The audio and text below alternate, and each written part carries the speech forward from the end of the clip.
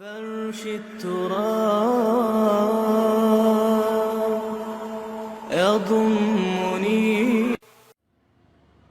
دیکھیے نیکی کا جذبہ بھی جو انسان کے پیشنز ہوتے ہیں وہ اندھے بہرے ہوتے ہیں. پیشنز، جذبات. نیکی بھی ایک جذبہ ہے. کبھی یہ جذبہ حد اعتدال سے تجاوز کر کے بدی بنا دیتا ہے. جیسے رہبانیت،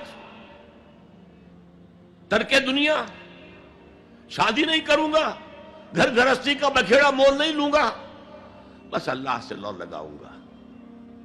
ظاہر بات ہے جس نے بھی فیصلہ کیا نیکی کے جذبے کے تحت کیا نا، لیکن اس کا جو نتیجہ نکلا اکثر و بیشتر پھر حرام کاری ہوئی. آپ عیسائیت کی جو ہے ہسٹری آف کرسچین موناسٹسزم اس کا مطالعہ کیجئے. انہوں نے خود لکھا ہے کہ بظاہر راہب خانے ہیں، راہب اور راہبائیں رہتی ہیں، اور ان کے تہخانوں میں حرامی بچوں کے قبرستان ہو جاتے تھے.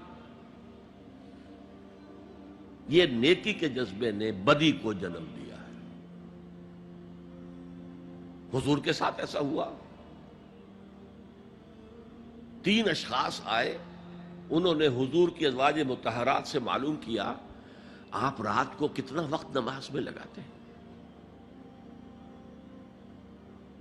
آپ مہینے میں کتنے نفلی روزے رکھتے ہیں. اب جو کچھ انہیں بتایا گیا، حضور کی زندگی کھلی کتاب تھی،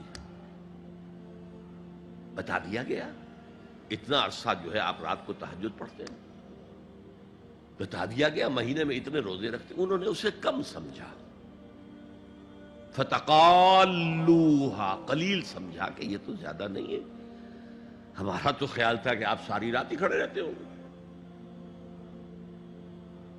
لیکن اپنے دل کو مطمئن کرنے کے لیے کہ حضور کی کہیں توہین بھی نہ ہو جائے، کہا جی انہیں تو ضرورت نہیں ہے، وہ تو معصوم ہی ہے، ان کی خطائیں اول تو ہوتی نہیں، اگر کوئی ہے بھی تو اللہ نے کہہ دیا قد غفر اللہ لک ذنبک ما تقدم منہا وما تاخر، اللہ نے تو معاف کر دی اگلے پچھلے سارے گناہ، میرے لیے یہ کافی نہیں ہے.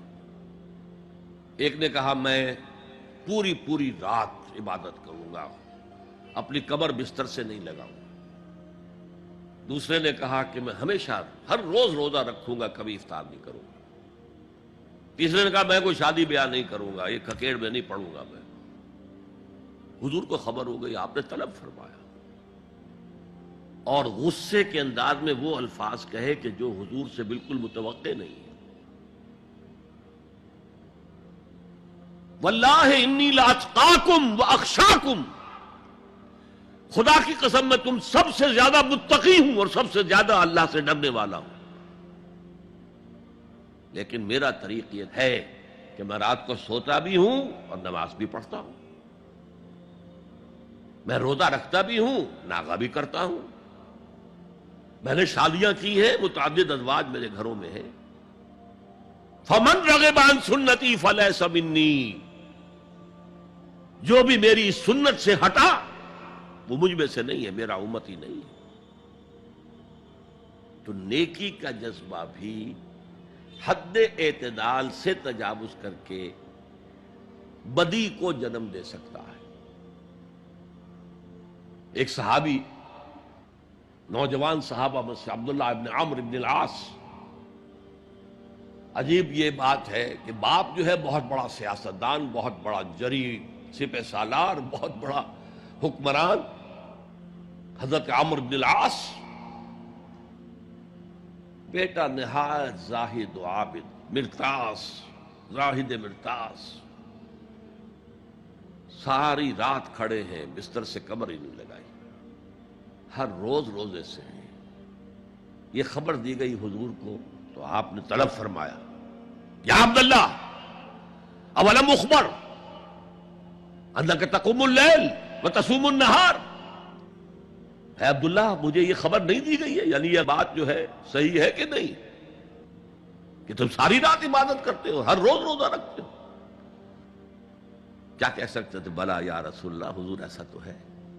فرمایا لا تفعل، ہرگز ایسا مت کرو. فإن لزوجك عليك حقا وإن لزورك عليك حقا بل إن لنفسك عليك حقا. تمہارے نفس کے بھی تم پر حقوق ہیں، تمہاری بیوی کے بھی تم پر حقوق ہیں. ان کی زوجہ سے کسی نے پوچھا تھا تم ہمیشہ میلی کچیلی رہتی ہو، کبھی ہم نے تمہیں کسی اچھے لباس میں کس کوئی جسے سنگھار کہہ دیتے کہ یہ میں نے دیکھا؟ تو انہوں نے کہا کہ مجھے کیا غرض ہے، تمہارے بھائی کو تو مجھ سے کوئی غرض ہے ہی نہیں، میں کس کے لیے بناؤ سنگھار کروں؟ یہ بھی الفاظ آتے ہیں. فرمایا ہرگز مت کرو. میں تو کرتا ہوں، میں روزے بھی رکھتا ہوں لیکن نہیں بھی رکھتا، میں نماز پڑھتا ہوں لیکن سوتا بھی ہوں، میری بیویاں ہیں متعدد. تو میری سنت اگر تم نے چھوڑ دی تو تمہارا مجھ سے کوئی تعلق نہیں ہوگا.